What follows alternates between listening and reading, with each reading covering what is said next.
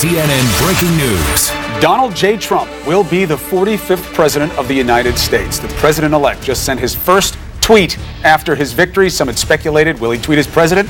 Yep. And here's what he said. Such a beautiful and important evening. The forgotten man and woman will never be forgotten again. We will all come together as never before. Stark contrast to the message that propelled him to the presidency of the United States. Let's bring in one of his earliest supporters in Congress, Congressman Chris Collins of New York. He was the first member to endorse Donald Trump. But the big headline, Collins wins in Western New York. How do you feel? And congratulations. Oh, Chris, I just feel great, and yes, I'm very honored to be going back to Congress for 2 more years. I have a great district and constituency, but last night was all about watching the results. And you know, I've had this feeling for 8 months, as you know, and yeah. I will say that he did as well or better than I thought that he might have going into the night. I think we would have taken 270. Yeah. And so when he started to pick off, looked really strong, not only in Ohio but Florida, but then Wisconsin, Michigan, Pennsylvania. I mean, it was an oh my God moment. And then to know that we locked down the Senate. I know it had to be a terrible night for Nancy Pelosi, Harry Reid, President Obama, to basically get wiped out. Yeah. But I think it tells you the mood of the country, how this country is angry at the government. They are not satisfied with where their own lives sit, whether it's job opportunities or wages. So quite a night, and I want to thank Americans for trusting Donald Trump, and I can just assure them they will not be disappointed. They will be proud to call Mr. Trump their president as they get to know him as well as I do. Let's talk about that, Congressman, because it's not just Nancy Pelosi and President Obama and Hillary Clinton who are obviously having a very soul-searching morning. There are so many Democrats that we've already heard from in just these past 8 hours who are saying, how could this happen? They feel despondent this morning. They feel panic-stricken. Donald Trump did not run on unity. So how does he work his way around now to the unity that you're talking about? What I'll say is, the Democrats have no one to blame but themselves. I mean, on the congressional floor, I've called it the arrogance and smugness. They just knew that Donald Trump couldn't win, or so they thought, and they just had this arrogance about themselves, and it's amazing how that comes back. But really, what Donald Trump did, I mean, he won across the United States. He did not win the urban centers. He did not win the minority vote. It's that simple. I don't think he cares if he ever gets the Hollywood elitists. In fact, I suspect he doesn't want them to come on board. But he's pledged all along he's going to work to rebuild our cities, make them safer, get jobs back, deal with the education system. So he really lost the minorities. Well, but there was also 50% of the popular vote that didn't vote. Right now, he's down in the popular vote. We still have some crunching to do with numbers, how inefficient the process is. But you've got at least half the country. So it's not just about the elites.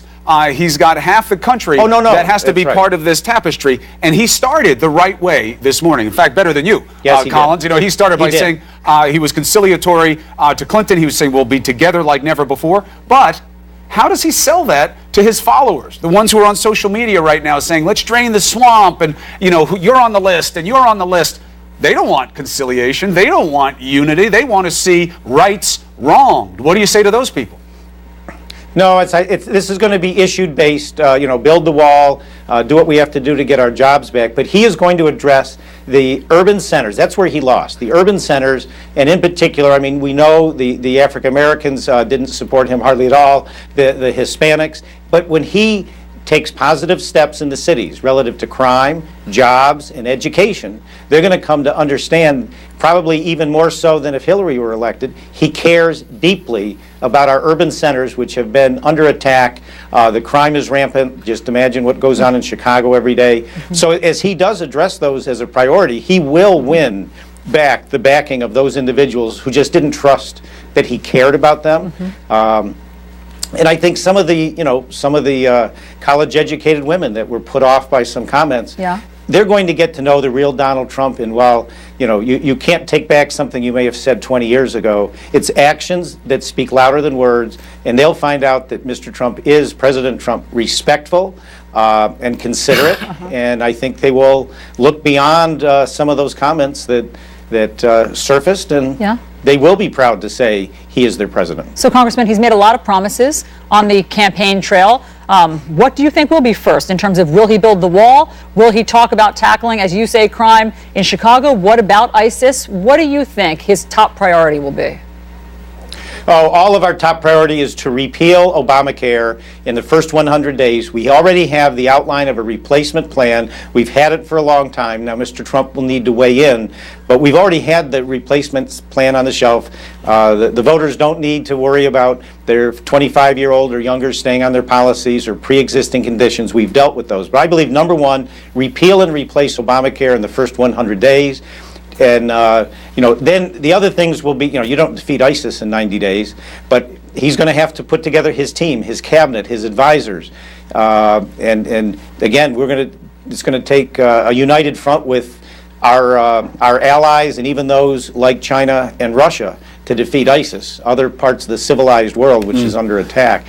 So I believe the wall will be coming.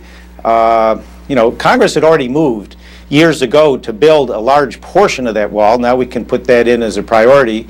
And the other one's going to be the trade deals. We're not going to sit back and continue to have our jobs lost to Mexico and China. I think the president of Ford is going to have to rethink moving those small cars to Mexico. The easy part, as ironic as this sounds, will be winning the election. Getting those things done will be a tall task, and we'll see how it goes. But let's deal with first things first. Congratulations, Congressman Collins. Thank you. Both on the presidency to Donald Trump and your own victory there in Western New York. Thanks for being on New Day. Yes, thank you very much, Chris. Look forward to having you going forward.